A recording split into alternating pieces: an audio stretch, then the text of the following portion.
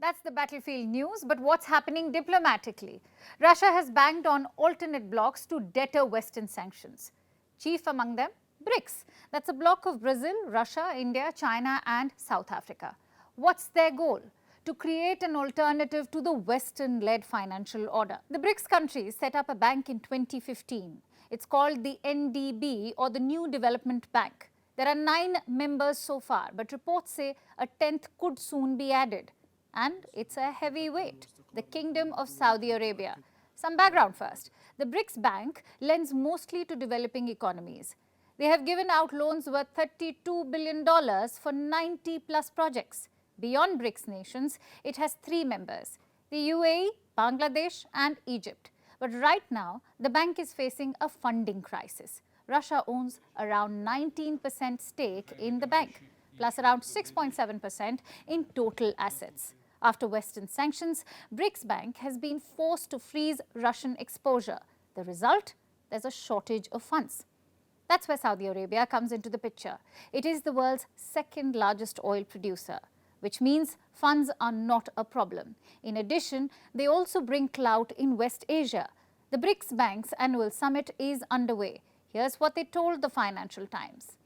In the Middle East, we attach great importance to the Kingdom of Saudi Arabia and are currently engaged in a qualified dialogue with them. So talks are underway, and this is part of Riyadh's broader engagement with BRICS. They want to join the bloc. Saudi Arabia's membership is expected to be taken up during the summit in August this year. If all members agree, BRICS could have a new member. Does mess up the acronym though. Anyway, what does Saudi Arabia bring to the table? Deep pockets, influence in West Asia and a lot of oil. That last one is especially important. BRICS countries have been pushing for a common currency, a BRICS currency, one they could use to trade with each other. If Saudi Arabia agrees to sell oil in BRICS currency, it would be a big boost. Even bigger if they peg oil to the BRICS currency instead of the dollar. But that's all in the future. Right now, let's focus on the BRICS summit. It is scheduled for August and South Africa will be hosting it. Just one problem though. South Africa is a member of the ICC, or the International Criminal Court. Last year, the ICC issued a warrant for Vladimir Putin's arrest. What does that mean? It means South Africa is legally bound to arrest Putin if he steps foot in the country.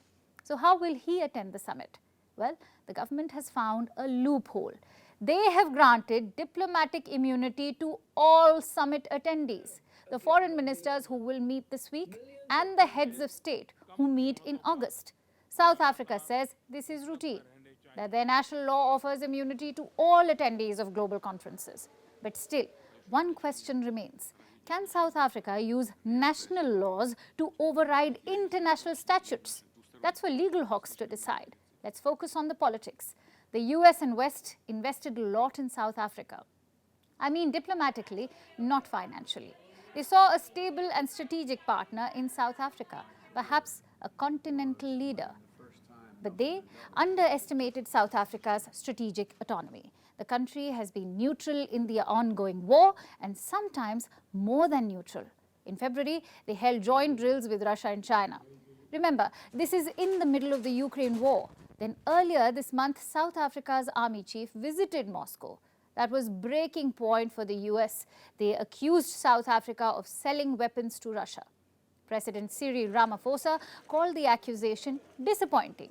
And now you have this diplomatic immunity.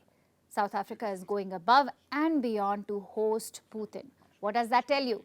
The West's effort to isolate Russia has not succeeded. Russia is still a trusted partner in many countries. This week, Foreign Minister Sergei Lavrov was in Kenya. He will now fly down to South Africa. It shows the limits of Western sanctions and power plays. And where does that leave India? Caught in the middle, I guess. India's interest in the BRICS is based on the economic potential.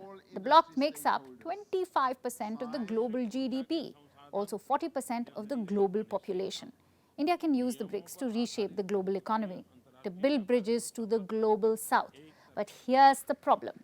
India can't let BRICS become explicitly anti-US, at least not politically. That will be the challenge for India in BRICS.